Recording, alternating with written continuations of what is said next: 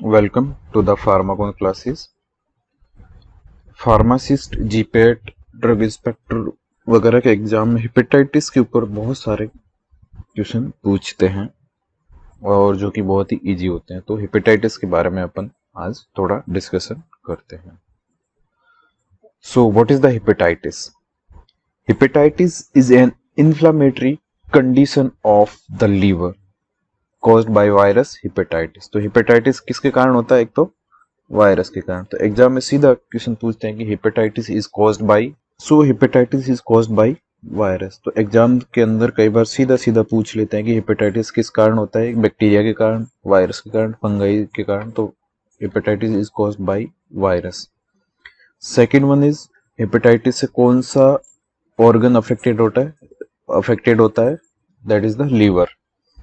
ठीक है, जिससे सिरोसिस एंड कई बार कैंसर भी हो जाता है लीवर का। नेक्स्ट अपन चलते हैं टाइप्स। हेपेटाइटिस बेसिकली 6 टाइप का होता है, 6 तरह का हेपेटाइटिस होता है। 6 types ABCDENG। 6th type hepatitis virus, that is the F. Hepatitis F is proved to be a mutant of type B. Hepatitis F वाला है वो टाइप B का म्यूटेंट। हेपेटाइटिस बी वायरस का म्यूटेंट है वो F है। तो mainly तो अपन डिस्कशन करेंगे 5 का ही, ABCDENG का। याद रखना, इस टेबल से ही मैक्सिमम क्वेश्चन आते हैं एग्जाम के अंदर। तो hepatitis A also known as infectious hepatitis, hepatitis B also known as serum hepatitis. एक चीज और आपको ध्यान रखनी है कि मोस्ट सीवियर हेपेटाइटिस कौन सा होता है? Hepatitis B. Hepatitis virus D also known as delta. ठीक है, तो ये ध्यान रखना है। Hepatitis A virus also known as infectious, while hepatitis B virus also known as serum hepatitis.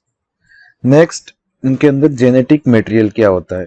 तो हेपेटाइटिस बी वायरस के अंदर होता है आपका डीएनए, बाकी सभी पांचों के अंदर जेनेटिक मटेरियल रहेगा आपका आरएनए। तो ये आपको ध्यान रखना अच्छे से, कई बार एग्जाम के अंदर पूछा हुआ है कि विच वन या hepatitis A virus contain the genetic material DNA RNA, both none. तो आंसर होगा आपका हेपेटाइटिस ए वायरस के लिए ए।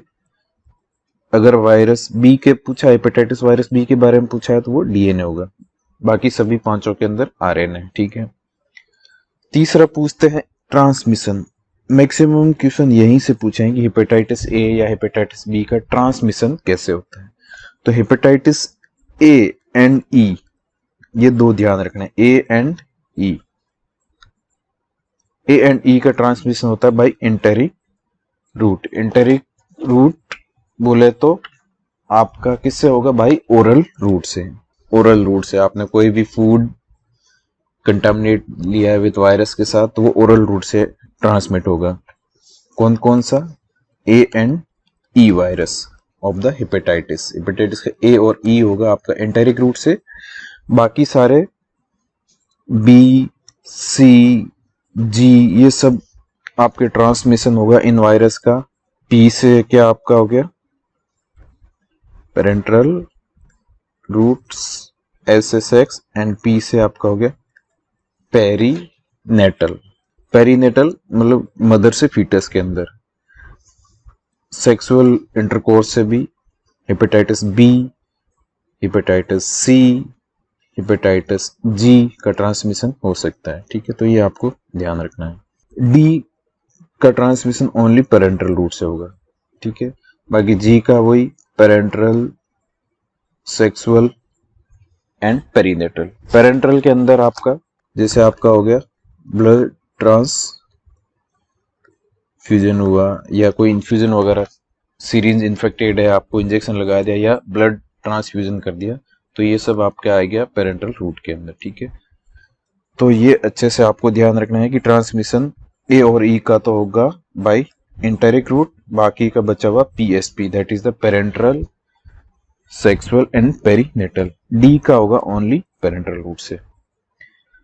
नेक्स्ट, कौन कौन सा वायरस लीवर का कैंसर कर सकता है? तो बी, सी एंड डी, ये तीनों लीवर के अंदर कैंसर कर सकते हैं। तो एग्जाम के पर्पज से आपको हेपेटाइटिस बी वायरस है, आपको अच्छे से याद रखना है।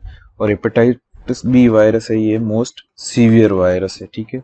एंड जेनेटिक मटेरियल बी के अंदर है आपका डीएनए, बाकी सबके अंदर आरएनए है। तो याद रखने के लिए जेनेटिक मटेरियल आपको याद रखना है। एक गाना आया था, बीडी जलाई ले जिगर से, ऐसा कुछ गाना था, ठीक है। तो बी से क्या हो गया? Hepatitis virus B. And D से क्या हो गया आपका? डीएनए, ठीक है। तो याद रखने के लिए बीडी वर्ड याद रखना, बीडी से जलाई ले जिगर, जो भी ऐसा कुछ गाना है। तो बी से हेपेटाइटिस बी एंड डी से क्या हो गया? डीएनए। याद रखने के पर्पज से आप भी अपने हिसाब से कोई भी ट्रिक बना सकते हो। हेपेटाइटिस बी वायरस की स्ट्रक्चर देख लेते हैं अपन थोड़ी बहुत, क्योंकि जनरली हेपेटाइटिस बी के बारे में ही एग्जाम्स के अंदर ज्यादा पूछा जाता है। तो बेसिकली वायरस की स्ट्रक्चर में सबसे बाहर होता है एनवेलोप। एनवेलोप बना होता है आपका लाइपो प्रोटीन का, और ये लाइपो प्रोटीन वायरस एक्वायर्ड करता है फ्रॉम होस्ट सेल मेम्ब्रेन से। जब रेप्लिकेट होके सेल से रिलीज होते हैं तो ये एनवेलोप जो कि लाइपोप्रोटीन का बना होता है वो होस्ट सेल से एक्वायर करता है। कैप्सिड, ये बना होता है प्रोटीन का, ठीक है। और इसके अंदर रहता है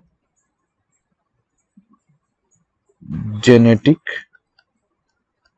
मटेरियल कैप्सिड के अंदर, जो कि वायरस हेपेटाइटिस बी के अंदर होता है डीएनए, बाकी सबके अंदर रहेगा आरएनए।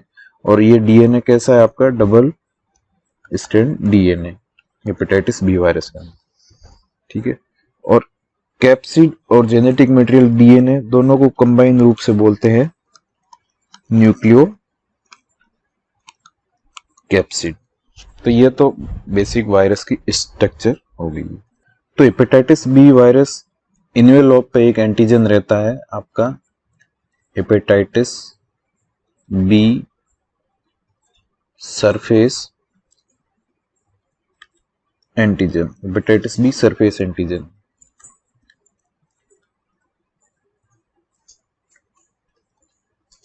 तो अपन डिटेक्शन करते हैं इसी एंटीजन की हेल्प से, ठीक है।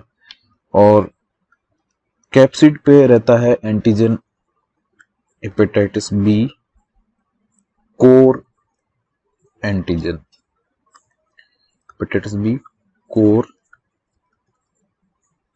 एंटीजन, ठीक है। तो इन दो एंटीजन की सहायता से अपन हेपेटाइटिस बी वायरस का आइडेंटिफिकेशन करते हैं। मेनली अपन